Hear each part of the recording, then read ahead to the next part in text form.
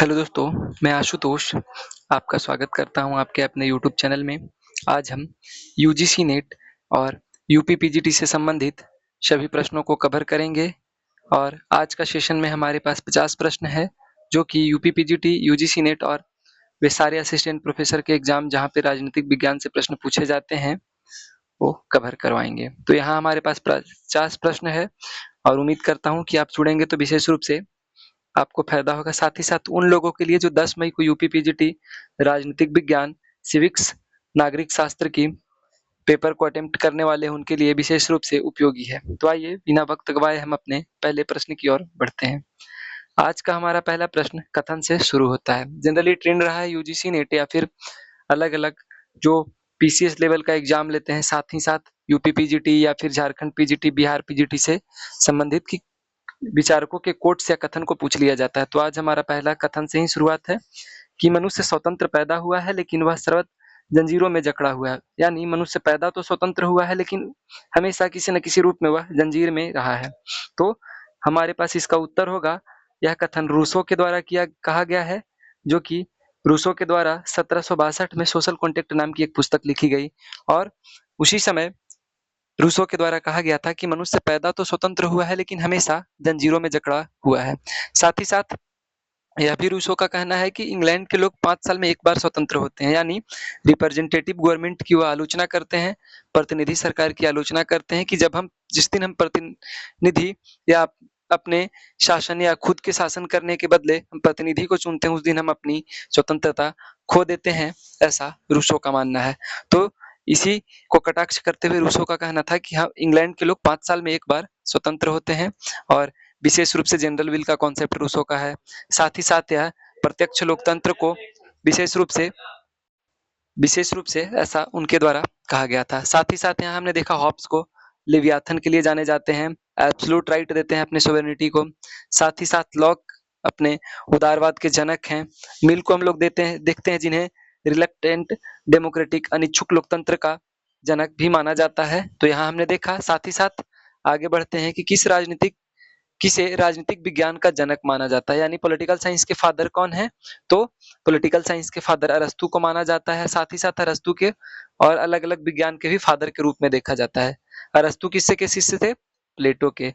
प्लेटो किसके शिष्य थे? तो सुकरात के।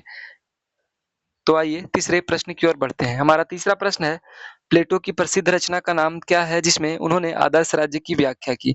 आखिर प्लेटो के द्वारा बहुत सारा बुक लिखा गया जिसमें द लॉज है, द रिपब्लिक है, साथ ही साथ आपका और भी बहुत सारा बुक है। द स्टेटमेंट करके भी इनका एक बुक है, लेकिन पूछ रहा है कि किस बुक में उन्होंने आदर्श राज्य की कल्पना की थी। उनका जो आदर्श राज्य है जिसमें दार्शनिक शासक होगा, साथ ही साथ किस पुस्तक में कहा गया था? तो द रिपब्लिक। दूसरा ऑप्शन बी सही होगा कि द रिपब्लिक में उन्होंने आदर्श राज्य की कल्पना की थी, जिसमें उन्होंने गुफा यानी केव का भी सिद्धांत दिया था। द लॉज भी इन्हीं का बुक है। साथ ही साथ सोशल कॉन्ट्रैक्ट यह रूसो की पुस्तक है जो कि 1762 में लिखी गई थी। आगे देखिए, द पॉलिटिक्स बेसिकली अरिस्टोटल की बुक है। यहाँ हमने देखा। आगे बढ़ते हैं चौथे प्रश्न को और यानी शक्ति की राजनीति, पावर पॉलिटिक्स की बात किसने की है? शक्ति की राजनीति और पावर पॉलिटिक्स की बात कौन करता है? तो एक एक करके एलिमिनेशन मेथड लगाएंगे हम लोग। सबसे पहले ग्रीन नैतिकता के जनक हैं और कभी भी पावर या शक्ति को ज्यादा महत्व नहीं देते हैं। कांट भी नैतिकता से ही संबंधित है। लॉक हमारे सकारात्मक उदारवाद से संबंध रखते हैं, तो कभी भी लड़ाई झगड़ा या उस टाइप का कोई भी विवादित बयान देने से बचते हैं। तो हमारे पास बचे एक ही ऑप्शन, मेकियावेली, जिन्हें आधुनिक विचारकों का जनक भी कहा जाता है। साथ ही साथ इन्हें पावर पॉलिटिक्स के लिए जाना जाता है। इनका मेन मुद्दा शक्ति को अधिक महत्व देने का रहा है। इनके द्वारा शक्ति का विशेष रूप से उपयोग किया जाता है। साथ ही साथ यह कहीं न कहीं यथार्थवाद के जनक के रूप में भी जाने जाते हैं। तो इनका विशेष रूप से यथार्थवाद का भी यूज किया जाता है। तो पावर पॉलिटिक्स की बात कौन करते हैं? मेकियावेली के द्वारा पावर पॉलिटिक्स की बात करते हैं। और मेकियावेली ने द प्रिंस नामक पुस्तक लिखी थी, जो कि बहुत फेमस बुक था उनका। पांचवा प्रश्न की ओर बढ़ते हैं। स्वतंत्रता का अर्थ बंधनों का अभाव है, यह किस विचारक का कहना है? यानी ऐसा कौन सा विचारधारा है जो मानता है कि आपको अगर स्वतंत्रता दे दी गई है तो उस बीच में आपके पास बंधन नहीं होगा, यानी बंधन के अभाव में स्वतंत्रता दी गई है।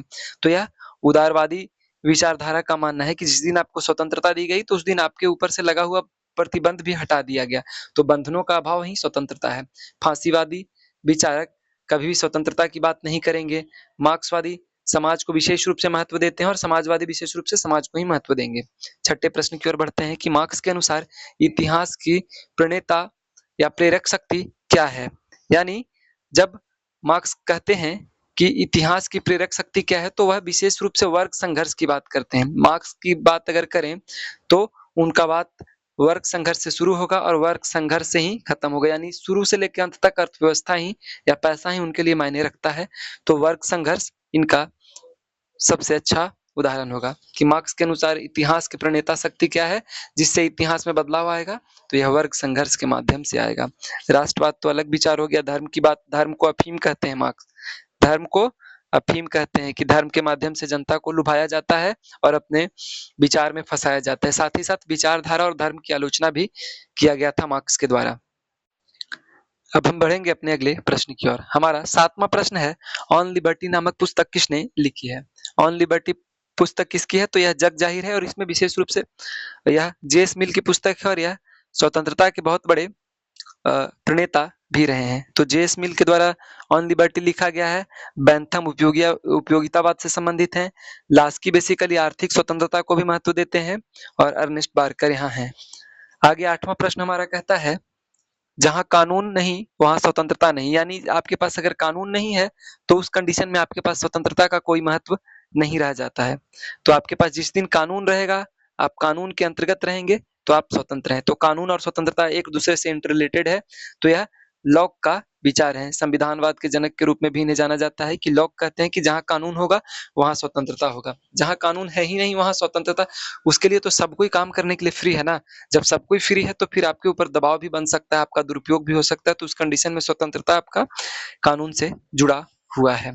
यहाँ ग्रीन को देखेंगे जो कि नैतिकता के जनक है। हॉब्स लेवियाथन के लिए जाने जाते हैं।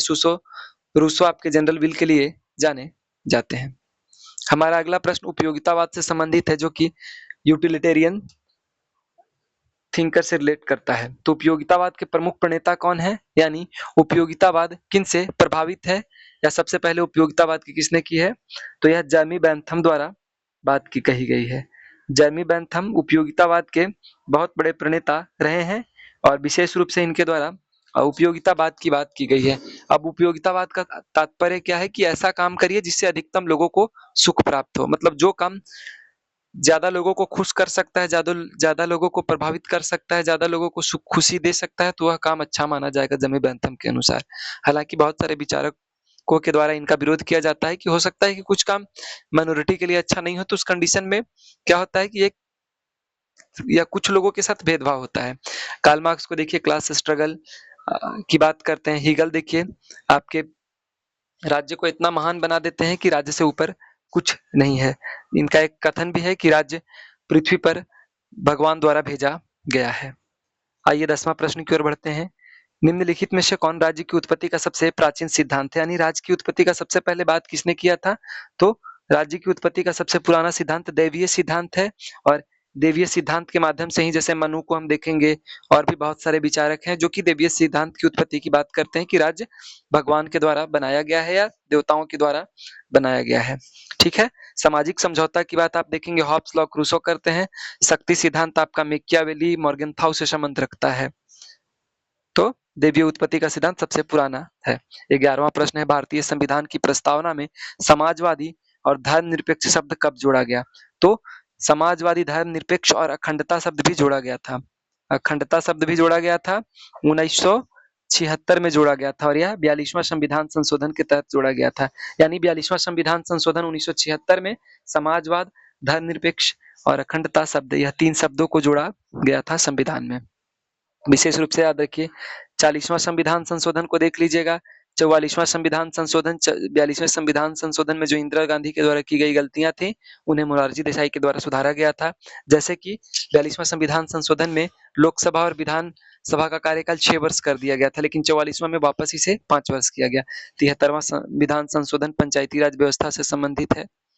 ठीक है, अब बढ़ते हैं 12वें प्रश्न की ओर। 12वां प्रश्न हमारा कहता है कि संविधान के किस अनुच्छेद के तहत अस्पृश्यता यानी अनटचेबिलिटी का अंत हुआ है? छुआछूत का अंत किस अनुच्छेद के अंतर्गत हुआ है? तो ऑप्शन सी यानी अनुच्छेद 17 के अंतर्गत छुआछूत का अंत हुआ है। अनुच्छेद 19 स्वतंत्रता की बात करता है। अनुच्छेद 15 कानून के समान समानता की बात करता है, जिसमें किसी भी व्यक्ति के साथ धर्म जाति के आधार पर भेदभाव नहीं किया जाएगा, और आपका कानूनी समानता की बात 14वां भी करता है।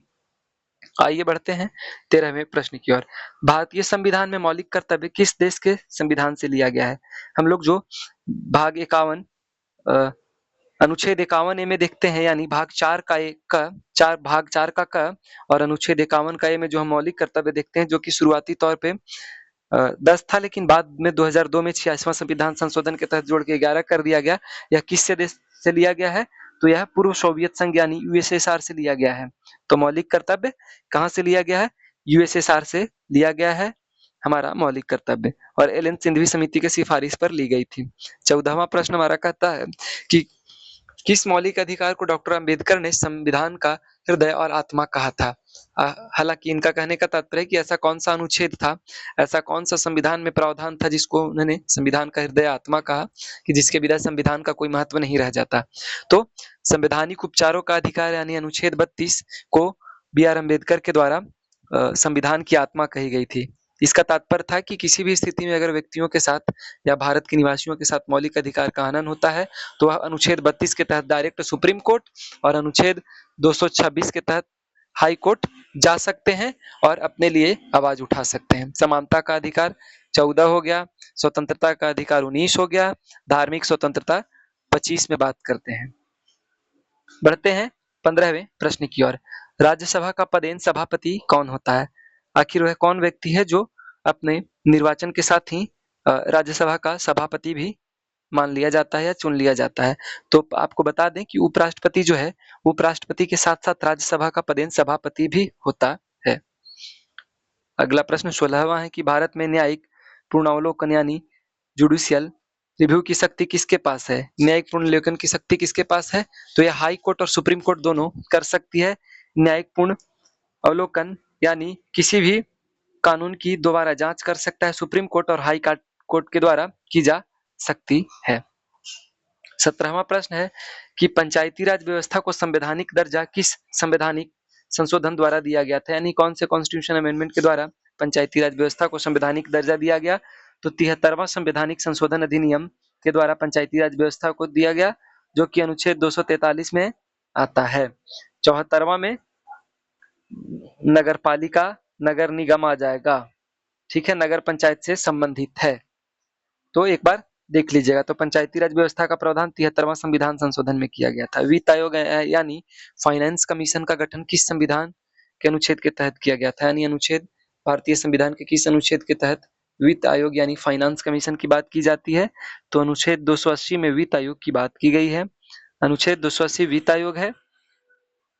आगे बढ़ते हैं 19वें प्रश्न की ओर। लोकसभा में राष्ट्रपति कितने एंग्लो इंडियन सदस्यों को मनोनीत कर सकते हैं? तो लोकसभा में पहले तो बता दूं कि लोकसभा में राष्ट्रपति कितने एंग्लो इंडियन को मनोनीत कर सकते हैं? तो यह 12 थे, लेकिन 104वां संविधान संशोधन के तहत इसे हटा दिया गया, यानी अब किसी को भी मनोनीत नहीं किया जा सकता। ठीक है, तो जो आंग्ल भारतीय थे उन्हें जो राष्ट्रपति के द्वारा लोकसभा में मनोनीत किया जाता था, उन्हें हटा के अब 104वां संविधान संशोधन के तहत हटा दिया गया। 20वां प्रश्न है कि भारत का प्रथम विधि अधिकारी यानी फर्स्ट लॉ ऑफिसर कौन होता है भारत में?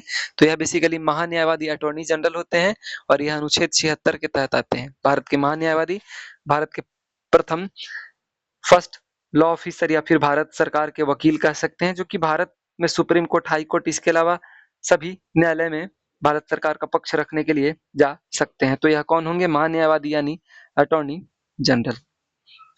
प्रश्न 21वां कहता है कि संसदात्मक शासन व्यवस्था यानी पार्लियामेंट्री सिस्टम की जननी किसे माना जाता है? थोड़ा सा मैं यहाँ बताना चाहता हूँ कि कहीं-कहीं शब्दों का थोड़ा बहुत हेर-फेर आपको दिखेगा, तो इसको थोड़ा-सा आप इग्नोर करिएगा और मेन अपने कंटेंट पे फोकस करिएगा। हो सकता है कि एक आध शब्द ऊपर-नीचे हुआ हो ट्रांसलेट करने में। तो खैर पार्लियामेंट्री सिस्टम की बात कर रहा है कि पार्लियामेंट्री सिस्टम किस देश को पार्लियामेंट्री सिस्टम की जननी या जनक माना जाता है, तो ब्रिटेन विशेष रूप से है कि ब्रिटेन से ही पार्लियामेंट्री सिस्टम की बात आती है और ब्रिटेन में ही सबसे पहले पार्लियामेंट्री सिस्टम की बात की गई थी।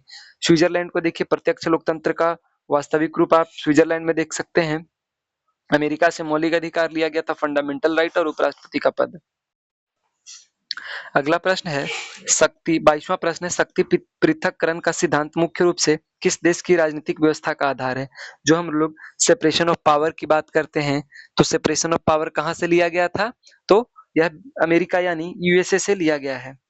यह प्रावधान यूएसए से लिया गया है। बहुत सारे हमारा जब संविधान कॉन्स्टिट्यूशन बना था, तो उस कंडीशन में देखिएगा कि बहुत सारे देशों से बहुत कुछ लिया गया था। जैसे ब्रिटेन से संसदीय प्रणाली, अमेरिका से मौलिक अधिकार, उपराष्ट्रपति का पद ले लिया गया, सेपरेशन ऑफ पावर का कॉन्सेप्ट ले लिया गया था, जर्मनी से आपातकाल ले लिया गया, यूएसएसआर से मौलिक कर्तव्य ले लिया गया, ऑस्ट्रेलिया से और भी आयरलैंड से डीपीएसपी, बहुत सारे प्रावधान अलग-अलग देशों से लिया गया है। ठीक है, तो यहाँ शक्ति का पृथक्करण जो अनुच्छेद 50 में है सेपरेशन ऑफ पावर, वह कहाँ से लिया गया है? अमेरिका से लिया गया है। 23वें प्रश्न की ओर बढ़ते हैं। पोस्ट कॉब का विचार किसने दिया था? पोस्ट कॉब का विचार कौन देते हैं? तो पी फॉर, पहले तो हम समझेंगे कि पोस्ट कॉब का मतलब होता है P for planning, O for organising, S for staffing, D for directing हो जाएगा, सी फॉर कोऑर्डिनेटिंग हो जाएगा, आर फॉर रिपोर्टिंग और बी फॉर बजटिंग हो जाएगा। तो कई बार इसका फुल फॉर्म सब में IING लगेगा। तो यह लूथर गुलिक का कॉन्सेप्ट था पोस्ट कॉब, जो कि पब्लिक एडमिनिस्ट्रेशन से संबंध रखते हैं और यह पब्लिक एडमिनिस्ट्रेशन के प्राचीनतम विचारकों में से एक आते हैं। तो पोस्ट कॉब का विचार कौन दिए थे? Luther Gulick. P for planning, O for organising, S for staffing, D for directing, C for coordinating और आर फॉर रिपोर्टिंग और बी फॉर बजटिंग की बात अंतिम में बजट यानी पैसा पे बात खत्म हो जाता है। किसी भी रिश्ते में अब देखिए पैसा की बात आ ही जाता है, तो सेम यहाँ हम लोग याद रखने के लिए देखेंगे कि बी फॉर बजट यानी पैसा पे बात खत्म हो जाएगा। 24वां प्रश्न है प्रशासनिक व्यवहार यानी एडमिनिस्ट्रेटिव बिहेवियर पुस्तक के लेखक कौन है? लोक प्रशासन में जो हम लोग यूजीसी नेट का 9वां यूनिट है, उसमें विशेष रूप से हर्बर्ट साइमन का नाम उपयोगी है, जिनके द्वारा प्रशासनिक व्यवहार, हिंदी थोड़ा सा अजीब लगे लेकिन इनका बुक का नाम है एडमिनिस्ट्रेटिव बिहेवियर करके इनका बुक था, जो कि हर्बर्ट साइमन के द्वारा लिखी गई है। साथ ही साथ इनके द्वारा एक डिसीजन मेकिंग अप्रोच की भी बात करते हैं कि जब व्यक्ति डिसीजन लेता है तो किन-किन आयामों को नजर में रख के लेता है। जैसे व्यक्ति के पास सीमित समय है, सीमित ज्ञान है और सीमित तर्क के आधार पे व्यक्ति कोई भी डिसीजन लेता है। एकदम से अगर हम कोई डिसीजन लें और कहें कि यही सही है, तो उस कंडीशन में कहीं न कहीं हम गलत कर रहे हैं। तो हमारे पास जो लिमिटेड, हमारे पास नॉलेज, हमारे पास जो लिमिटेड है, लिमिटेड टाइम है, लिमिटेड तर्क शक्ति है, उस बेसिस पे हम कोई भी डिसीजन लेते हैं। तो अगर उसको हम एब्सोल्यूट सही या फिर गलत मान के नहीं चल सकते हैं, तो तत्कालिक परिस्थितियों के अनुसार लिया जाता है। बाद में लिंडब्लॉम के द्वारा इनकी आलोचना भी की जाती है। मॉडलिंग थ्रू करके लिंडब्लॉम का पुस्तक था, जिसमें आलोचना भी की जाती है। तो एडमिनिस्ट्रेटिव बिहेवियर किसकी पुस्तक है? तो यह बेसिकली हर्बर्ट साइमन की पुस्तक है और बेंडेट डिसीजन मेकिंग करके इनका बहुत प्यारा कॉन्सेप्ट था। अगर आपको आता है तो एक बार कमेंट बॉक्स में जरूर बताइएगा। 25वां प्रश्न हमारा है किस देश में एकल कार्यपालिका पाई जाती है? तो हमारे बीच प्रश्न है कि किस देश में एकल कार्यपालिका यानी एग्जीक्यूटिव जो होता है एक ही है, तो यह अमेरिका हो जाएगा। अमेरिका में एकल कार्यपालिका है। साथ ही साथ स्विट्जरलैंड में डुएल है। भारत में भी एक है। तो अभी का हमारा प्रश्न उत्तर क्या होगा 25वां प्रश्न का? तो यूएसए यानी एकल कार्यपालिका की बात कौन करता है? अमेरिका करता है। 26वां प्रश्न हमारा है, हमने देखा 25वें प्रश्न को जिसका उत्तर यूएसए होगा। 26वां प्रश्न देखते हैं। 26वां प्रश्न कहता है कि कौटिल्य के अनुसार राज्य के कितने अंग हैं? कौटिल्य का सप्तांग सिद्धांत हमने पढ़ा है, जिसमें राज्य के अलग-अलग या देश के अलग-अलग अंग को बताते हैं। जैसे आमत्व हो गया, फ्रेंड्स हो गया, कोसा हो गया, दंडा हो गया, दुर्गा हो गया। तो ऐसे कितने टोटल कितने उनके द्वारा राज्य के अंग बताए गए हैं? तो यह 7 टोटल 7 अंक बताए गए हैं कौटिल्य के द्वारा, जिन्हें सप्तांग थ्योरी शब्दों से भी आप पता कर सकते हैं। कई बार बहुत बार ऐसा होता है कि हमारे पास पर्याप्त नॉलेज नहीं है, लेकिन कई बार हम अपने लॉजिक से किसी प्रश्न को सही कर देते हैं। जैसे सप्तांग से पता चल रहा है कि 7 की बात हो रही है, तो कौटिल्य के अनुसार राज्य के कितने अंग हैं, यानी 7 अंगों की बात कर रहे हैं। हमारा 27वां प्रश्न है, गुट निरपेक्ष आंदोलन यानी नेम का प्रथम शिखर सम्मेलन कहाँ हुआ था? गुट निरपेक्ष आंदोलन हमारे पूर्व राष्ट्रपति या पूर्व प्रधानमंत्री या प्रथम प्रधानमंत्री कहें जवाहरलाल नेहरू का सपना रहा, जिसमें अलग अलग देशों के साथ मिलकर, जैसे मिस्र, इंडोनेशिया, अलग अलग देशों के साथ मिलकर उन्होंने गुट निरपेक्ष आंदोलन, जो कि कोई भी मतलब उनका कहने का तात्पर्य था, जो हमारे पहले प्रधानमंत्री थे जवाहरलाल नेहरू, कि भारत को तुरंत स्वतंत्रता मिली है और उस कंडीशन में अगर वह अमेरिका या फिर यूएसएसआर के पक्ष में जाती है तो कहीं ना कहीं अपने स्वतंत्रता को दांव पे लगा देगी। तो उस कंडीशन में भारत के लिए सबसे अच्छा होगा कि ना भारत का इधर न लेफ्ट जाए न राइट जाए, बीचों बीच की बात हो, तो गुट निरपेक्ष रहे, न पक्ष का न विपक्ष का, बीच की बात करें। तो यह बेलग्रेड यानी आपका इंडोनेशिया में हुआ था। तो गुट निरपेक्ष आंदोलन का पहला शिखर सम्मेलन बेलग्रेड में हुआ था 1961 में। बेलग्रेड शिखर सम्मेलन में गुट निरपेक्ष आंदोलन का पहला शिखर सम्मेलन था। तो यहाँ हमने 27 प्रश्नों को देखा। अगले प्रश्न की ओर बढ़ते हैं। 28वां प्रश्न हमारा है कि अंधेरे युग का विचार किसे कहा जाता है? यानी थोड़ा सा यहाँ पे एक बार आप लोग देख लीजिएगा कि होता क्या है ना, कि कई बार हम लोग जब एग्जैक्ट कुछ शब्द ऐसे हैं जिसे इंग्लिश में अगर हम पढ़ें तो ज्यादा अच्छा माना जाएगा, और कई बार उसको अगर हिंदी हम करने का प्रयास करते हैं तो उस कंडीशन में वो खराब हो जाता है। ठीक है, खराब हो जाता है। तो हम लोग इसको एक बार सर्च करके देख लीजिएगा, अंधेरे युग का विचार किसने दिया था? तो अंगस्टाइन के द्वारा दिया गया था। ऑप्शन बी सही होगा कि अंगस्टाइन जो है अंधेरे युग की बात करते हैं, यानी डार्क एज की बात करते हैं। डार्क एज की बात कौन करते हैं? अंगस्टाइन के द्वारा, अंगस्टीन के द्वारा बात की जाती है। डार्क एज की बात की जाती है। 29वां प्रश्न हमारा है कि भारत के संविधान में आपातकालीन उपबंध किस देश से लिया गया है? अभी मैंने तुरंत आपको बताया, और देखिए कैसे कैसे प्रश्न घूमता है। तो जो हमारे आपातकालीन संबंधी प्रावधान है जर्मनी से लिए गए हैं। हमारे देश में जो आपातकाल का प्रावधान है वह जर्मनी से लिया गया है। अब आप आपातकाल की बात करेंगे कि 3 तरह के आपातकाल होते हैं हमारे यहाँ। पहले तो होता है राष्ट्रीय आपात, जो कि अनुच्छेद 352 में है। इसके बाद राष्ट्रपति शासन होता है जो कि 356 में है, और वित्तीय आपात की बात की जाती है 360 में। तो यहाँ विशेष रूप से 352 अनुच्छेद की बात की जा रही है, जिसमें राष्ट्रीय या फिर राष्ट्रीय आपात की बात की जाती है। 30वें प्रश्न की ओर बढ़ते हैं। सार्क यानी सार्क का मुख्यालय कहाँ है? सार्क का गठन 1985 में हुआ था। 8 दिसंबर 1985 को सार्क का गठन हुआ था, और यह बेसिकली साउथ एशिया में अपने आवाज को बुलंद करने के लिए बनाया गया एक संगठन है। लेकिन भारत और पाकिस्तान जैसे विरोधी या विरोधाभासी देशों के होने के कारण यह कभी सक्सेसफुल हो नहीं पाया, और बस यह सार्क एक संगठन ही बन के रह गया। अभी तो फिलहाल इसकी स्थिति बहुत खराब है, और भारत के द्वारा इसको बाईपास करने के लिए एक अलग संगठन बिम्स्टेक बनाया गया है, जिसमें पाकिस्तान को दरकिनार किया गया है। तो हमसे पूछा जा रहा है कि सार्क का मुख्यालय कहाँ है? तो सार्क का मुख्यालय काठमांडू यानी काठमांडू नेपाल में है। और सार्क का विचार सबसे पहले 1970 के दशक में बांग्लादेश से निकल के आता है, और बाद में यह सार्क का गठन 1985 में होता है, जो कि 8 दिसंबर 1985 काठमांडू में इसका मुख्यालय है। 31वें प्रश्न की ओर बढ़ते हैं। राजनीति को शक्ति का विज्ञान किसने कहा? यानी राजनीति को शक्ति का विज्ञान किसने कहा? राजनीति किससे संबंधित है? शक्ति से संबंधित है, इसलिए राजनीति को शक्ति का विज्ञान कहा गया। तो राजनीति और शक्ति का संबंध कहीं ना कहीं एक दूसरे से इंटररिलेटेड है। आपके पास शक्ति है तो आपके पास सब कुछ है। तो राजनीति को शक्ति का विज्ञान किसने कहा? तो यह मुख्यतः कैटलीन जैसे विचारकों का कहना है।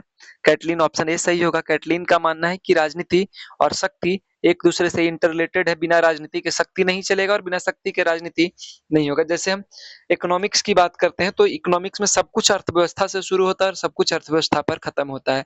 तो वैसे ही राजनीति की जब हम बात करते हैं तो सब कुछ शक्ति से शुरू होता है और खत्म भी शक्ति पे होता है। तो 31वां प्रश्न का उत्तर होगा कैटलीन, यानी राजनीति को शक्ति का विज्ञान किसने कहा? तो कैटलीन के द्वारा कहा गया था। आइए बढ़ते हैं 32वें प्रश्न की ओर। 32वां प्रश्न हमारा है कि राज्य का आधार इच्छा है, शक्ति नहीं, यह किसका विचार है? अब देखिए, जब कभी भी वैसे नैतिकता या बहुत अच्छा बात आपको सुनने को मिले, तो वहाँ पे आप हॉब्स को तो नकार ही दीजिएगा। हॉब्स कभी बहुत अच्छे बात करते नहीं हैं। और साथ ही साथ मनुष्यों के प्रति हॉब्स का जो रवैया है, मनुष्यों के प्रति या आम मनुष्यों के प्रति हॉब्स का जो सोच है, बहुत ही नकारात्मक रहा है। तो इस कंडीशन में हॉब्स तो होंगे नहीं। बोसांके का कोई आइडिया है नहीं, हीगल कभी ऐसे बात करते नहीं है। तो शक्ति को दरकिनार करने की बात एक ही विचारक करते हैं, ग्रीन। टीएच ग्रीन आते हैं। टीएच ग्रीन हमारे बीच हैं। टीएच ग्रीन जो है, उनका कहना है कि राज्य का आधार इच्छा है, शक्ति नहीं। यानी आप अपनी इच्छा या लोगों की इच्छाओं को मैक्सिमाइज करने, लोगों के सही इच्छा या अच्छी इच्छा को मैक्सिमाइज करने की बात करते हैं, गलत इच्छा की बात नहीं करते हैं। तो पावर के या पावर का यूज बहुत कम करने की बात करते हैं। अगला प्रश्न है हमारे बीच, संयुक्त राष्ट्र संघ की स्थापना कब हुई थी? यूनाइटेड नेशन की स्थापना कब हुई थी? तो यूनाइटेड नेशन की स्थापना 1945 में 24 अक्टूबर को हुई थी। 24 अक्टूबर 1945 को यूनाइटेड नेशन की स्थापना हुई थी। वेटन बुध 1945 आएगा। ठीक है, तो संयुक्त राष्ट्र यानी यूनाइटेड नेशन की स्थापना 1945 में 24 अक्टूबर को हुआ था। साथ ही साथ यह किसका रिप्लेसमेंट था? तो यह बेसिकली लीग ऑफ नेशन का रिप्लेसमेंट था, जो कि वुड्रो विल्सन के द्वारा 1919 में आया था। और उसको रिप्लेस या उसके संविधान को रिप्लेस करके हम लोग संयुक्त राष्ट्र संघ की स्थापना करते हैं 1945 में, जो कि द्वितीय विश्व युद्ध के बाद हुआ था 24 अक्टूबर को। 34वां प्रश्न है, संविधान सभा की प्रारूप समिति के अध्यक्ष कौन थे? यानी ड्राफ्टिंग कमेटी के अध्यक्ष कौन थे? कॉन्स्टिट्यूशन बनाते समय जो ड्राफ्टिंग कमेटी था, उसके अध्यक्ष कौन थे? तो डॉक्टर बी आर अम्बेडकर इसके अध्यक्ष के रूप में चुने गए थे। हमारा अगला प्रश्न है 35वां। 35वां प्रश्न कहता है, अहिंसा गांधी जी के दर्शन का क्या था? गांधी जी अहिंसा की बात करते हैं और उनका विचार कहीं ना कहीं अहिंसा से भरा पड़ा हुआ है। तो हिंसा का विरोध और अहिंसा का समर्थन करते हैं। तो उनका अहिंसा का तात्पर्य था कि किसी भी काम को करने के लिए अहिंसा साधन के रूप में होना चाहिए। जब आप अच्छा साधन यूज करेंगे और अच्छे साधन, अच्छे विचार के साथ कोई काम करेंगे तो निसंदेह आपके साथ अच्छा होगा। अच्छा सोचिए, अच्छा होगा। अच्छा करिए और अच्छा होगा। तो यहाँ साधन अच्छा होगा तो रिजल्ट भी अच्छा होगा। गलत तरीके से कोई काम करेंगे, रिजल्ट भी उसका गलत होगा। तो अच्छा साधन, अच्छा काम की बात करते हैं। यानी अहिंसा क्या है? तो उनका साधन के रूप में है कि जब आप अहिंसा के रूप में साधन साधन के रूप में अहिंसा का यूज करते हैं, तो परिणाम निसंदेह बहुत प्यारा और बहुत अच्छा होने की गुंजाइश होती है। 36वां प्रश्न हमारा है, स्वतंत्र भारत के प्रथम गवर्नर जनरल कौन थे? स्वतंत्र भारत के प्रथम गवर्नर जनरल हमारे माउंटबेटन थे। हालांकि पूछ लिया जाए कि स्वतंत्र भारत के प्रथम भारतीय गवर्नर जनरल कौन थे, तो यह राजगोपालचारी हो जाएंगे। हालांकि इसका जो उत्तर है, डायरेक्ट यहाँ पे भारतीय शब्द का यूज नहीं किया गया है। तो भारत या स्वतंत्र भारत के प्रथम गवर्नर जनरल लॉर्ड माउंटबेटन होंगे। हमारा 37वां प्रश्न है, मार्क्सवाद का संशोधित संस्करण किसे माना जाता है? यानी मार्क्सवाद का संशोधित जो हम लोग रूप देखते हैं वह क्या है? तो यह बेसिकली संशोधनवाद है। और यहाँ बेसिकली एक बार चेक करिएगा, वेंडी टेंडरसन करके एक विचारक है, शायद यहाँ पे आते हैं। तो मार्क्सवाद का संशोधित रूप क्या है? तो संशोधनवाद है। संशोधनवाद, इन्हें रिविजनिज्म के रूप में भी जाना जाता है। लेनिन से उनका कुछ वैसा था नहीं। लेनिन उनके विचार को फॉलो करते हैं। गिल्ड इंग्लैंड में आता है। फेबियनवाद भी बेसिकली नेहरू इससे प्रभावित थे, फेबियनवाद से। अगला प्रश्न हमारा 38वां है, विधि के शासन यानी रूल ऑफ लॉ की बात कौन करते हैं, या फिर रूल ऑफ लॉ की अवधारणा किनके द्वारा दी गई थी? तो यह एवी डाइसी है। एवी डाइसी के द्वारा रूल ऑफ लॉ की बात की जाती है। डाइसी रूल ऑफ लॉ की बात करते हैं, जिसमें कानून का शासन या विधि के शासन के रूप में बात की जाती है। आइंस्टीन बेसिकली संप्रभुता से संबंधित विचारक हैं। लास्किक का कहना है कि अब व्यक्ति को कितनी ही स्वतंत्रता क्यों न दी जाए, लेकिन व्यक्ति के पास अगर पैसा नहीं है तो उस कंडीशन में उसकी स्वतंत्रता का कोई मायने नहीं रह जाता। तो 38वां प्रश्न हमने देखा। 39वां प्रश्न हमारा है, राज्य के 4 आवश्यक तत्व होते हैं। तो राज्य के 4 आवश्यक तत्व होते हैं। इसमें से देखना है कि कौन कौन से तत्व राज्य के 4 आवश्यक तत्व के अंतर्गत आते हैं। क्या राज्य के पास सेना, धन, नेता और भूमि होनी चाहिए? क्या बिना नेता, सेना, धन, नेता और भूमि के बिना चल सकती है? विशेष रूप से देखिए कि क्या नेता के बिना कोई राज्य चल सकता है? तो बिल्कुल नेता के बिना चल सकता है, तो इसको हटा देंगे। दूसरा है कि जनसंख्या चाहिए राज्य के लिए, एक निश्चित भूभाग चाहिए जहाँ पे सरकार अपना हो। पहले तो राज्य के लिए क्या-क्या चाहिए? हमारे पास एक निश्चित भूभाग होना चाहिए, निश्चित जनसंख्या होनी चाहिए, अपना सरकार होना चाहिए, वो भी कंप्लीट सॉवरेन सरकार होनी चाहिए, संप्रभु सरकार होना चाहिए। ऐसा सरकार होना चाहिए जो बिना किसी दबाव में अपने आंतरिक और बाहरी फैसले लेने के लिए स्वतंत्र हो। तो हमारे पास एक जनसंख्या, निश्चित भूभाग हो जिसे हम अपना कह सके, साथ ही साथ सरकार अपना होना चाहिए और संप्रभुता। उदाहरण के तौर पे भारत के पास अपनी जनसंख्या है 142 करोड़ के आसपास। भारत का निश्चित भूभाग है जो अलग-अलग देशों से बाउंड्री साझा करता है। भारत की अपनी सरकार है, भारत का अपनी संप्रभुता है जो कि भारत को हर एक डिसीजन लेने में सहायता करती है, चाहे वह बाहरी डिसीजन हो या आंतरिक। बढ़ते हैं 40वें प्रश्न की ओर। 40वां प्रश्न कहता है द्विराष्ट्र सिद्धांत, टू नेशन थ्योरी किसने प्रतिपादित किया? हालांकि यहाँ पे ऑप्शन के अकॉर्डिंग हम डालेंगे मोहम्मद अली जिन्ना, लेकिन इसका जो सबसे सटीक उत्तर होगा कि यह मोहम्मद इकबाल के विचारों से प्रभावित था, जो कि अल्मा इकबाल या सारे जहां से अच्छा का जैसे संगीत या भारत के प्रति उनका समर्पित अंतिम प्रेम था सारे जहां से अच्छा, जो कि 1904 में लिखा था। इसके बाद से वह कहीं ना कहीं विशेष रूप से मुस्लिमों की ओर ज्यादा इनका ध्यान गया और 1906 में यह अपना मुस्लिम लीग में शामिल हो गए। तो मोहम्मद अली जिन्ना के द्वारा टू नेशन थ्योरी की कहीं ना कहीं बात की जाती है ऑप्शंस के अकॉर्डिंग, लेकिन यह विचार मूल रूप से अगर माना जाए तो दो राज्य की बात किए थे, यहाँ दो राष्ट्र की बात है और मोहम्मद इकबाल के द्वारा दो राज्य की बात की गई थी भारत में ही। तो उनको दो राष्ट्र सिद्धांत के विचार के प्रणेता के रूप में भी जाना जाता है, लेकिन अभी ऑप्शन के हिसाब से मोहम्मद अली जिन्ना सबसे सटीक उत्तर होगा। 41वां प्रश्न हमारा है कि संविधान का अनुच्छेद 356 किससे संबंधित है? यानी अभी हमने बात किया अनुच्छेद 352 का, 356, 360 का, तो आपको याद होगा कि हमने जब 356 की बात की तो उसमें राष्ट्रपति शासन की बात की थी कि अनुच्छेद 356 क्या है? यह राष्ट्रपति 356 राज्यों में राष्ट्रपति शासन से संबंधित है। जब भी राज्य में संवैधानिक तंत्र विफल हो जाता है तो उस कंडीशन में राष्ट्रपति के द्वारा राष्ट्रपति शासन लगाया जाता है, अनुच्छेद 356 का उपयोग किया जाता है। 42वां संविधान संशोधन या 42वां प्रश्न हमारा है, 42वां प्रश्न हमारा है कि ग्राम स्वराज की अवधारणा किसने दी? ग्राम स्वराज्य की बात किसने की? तो नेहरू क्या है? तो नेहरू वैज्ञानिक मानवतावाद की बात करते हैं। जयप्रकाश नारायण सप्त क्रांति की बात, संपूर्ण क्रांति की बात करते हैं। सप्त क्रांति लोहिया, संपूर्ण क्रांति जयप्रकाश नारायण। विनोबा भावे आपके भूदान आंदोलन से संबंधित है और स्वराज या ग्राम स्वराज की बात महात्मा गांधी से संबंधित है और इन्हीं से प्रेरित होकर भारतीय संविधान के अनुच्छेद 40 में आर्टिकल 40 में ग्राम पंचायत का जिक्र किया गया है। 43वां प्रश्न हमारा है कि संसद के संयुक्त अधिवेशन को कौन बुलाता है? यानी जब संसद के लोकसभा या राज्यसभा में किसी भी बात को लेकर गतिरोध होता है या कहीं बात अटकता है तो उस कंडीशन में राष्ट्रपति के द्वारा संयुक्त बैठक अनुच्छेद 108 के तहत बुलाया जाता है। और यह कौन बुलाता है? तो यह राष्ट्रपति के द्वारा बुलाया जाता है। आइए बढ़ते हैं 44वें प्रश्न की ओर।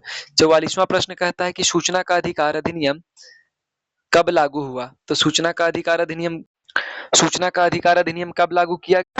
तो हम लोग देखेंगे कि सूचना का अधिकार अधिनियम यानी राइट टू इंफॉर्मेशन अधिनियम भारत में कब लागू किया गया? तो यह आपका हो जाएगा 2005। राइट टू इंफॉर्मेशन 2005 में हो जाएगा। सूचना का अधिकार अधिनियम 2005 में हो जाएगा। हमारा इसका सबसे सटीक उत्तर ऑप्शन बी सही होगा। अगला प्रश्न 45वां की संपूर्ण क्रांति यानी टोटल रेवोल्यूशन की बात कौन करते हैं? अभी हमने देखा कि संपूर्ण क्रांति की बात जयप्रकाश नारायण के द्वारा की जाती है। 46वां प्रश्न है लोकपाल विधेयक पहली बार संसद में कब पेश किया गया था? तो लोकपाल विधेयक सबसे पहले कब पेश किया गया था लोकपाल विधेयक? तो यह बेसिकली 1968 में लाया गया था। यानी लोकपाल विधेयक पहली बार संसद में कब पेश किया गया था? तो ऑप्शन ए 1968 में लाया गया था या एल.एम. सिंघवी के सिफारिश पर आया था। 47वां प्रश्न है अध्यक्षात्मक शासन प्रणाली में कार्यपालिका किसके प्रति उत्तरदायी है? जब हम अध्यक्षात्मक शासन प्रणाली की बात करते हैं तो उसमें देखेंगे कि कार्यपालिका किसके प्रति उत्तरदायी होती है। तो हम लोग देखेंगे कि अध्यक्षात्मक शासन प्रणाली में कार्यपालिका सीधे किसके प्रति उत्तरदायी होती है, तो यह सीधे जनता के प्रति उत्तरदायी होती है, यानी इसका जो मेन ऑब्लिगेशन उत्तरदायित्व तो होता है जनता के प्रति होता है, यानी जनता के प्रति होगा।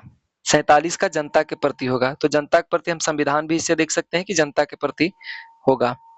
48वां प्रश्न हमारा है कि पॉलिटिक्स शब्द किस पुस्तक में प्रसिद्ध है। पॉलिटिक्स शब्द किस पुस्तक में प्रसिद्ध है, तो यह अरस्तु यानी अरिस्टोटल से संबंधित है। 49वां प्रश्न है कि भारत में वोट देने की न्यूनतम आयु 21 से घटाकर 18 कब कर दी गई थी। तो भारत में पहले का हम लोग देखेंगे कि वोट देने की आयु 21 वर्ष थी, लेकिन इसे घटाकर 18 कर दिया गया। तो यह 61वां संविधान संशोधन के तहत 21 से 18 किया गया था। 21वां संविधान संशोधन के समय इसे 21 से घटाकर 18 कर दिया गया था कि ये पहले 21 साल में लोग वोट देते थे, अब 18 साल में देंगे। अगला प्रश्न है संविधानवाद का क्या अर्थ है। तो संविधानवाद का सीधा अर्थ हम निकालते हैं, सीमित असीम शासन नहीं होगा, तानाशाह भी नहीं होगा, तो सीमित और कानून संपन्न शासन, यानी ऑप्शन सी सही होगा कि संविधानवाद का क्या अर्थ होगा, तो सीमित शासन होगा और कानून के अनुसार शासन किया जाएगा। तो ये हमारे आज के टोटल 50 प्रश्न रहे, जो कि विशेष रूप से यूजीसी नेट, यूपी पीजीटी और तमाम असिस्टेंट प्रोफेसर के एग्जाम से संबंधित है। आपको यह कैसा लगा सेशन, एक बार जरूर बताएं, अपना फीडबैक जरूर दें, साथ ही साथ लाइक शेयर एंड सब्सक्राइब अवश्य करें। फिर मिलते हैं अगले वीडियो में, तब तक के लिए धन्यवाद।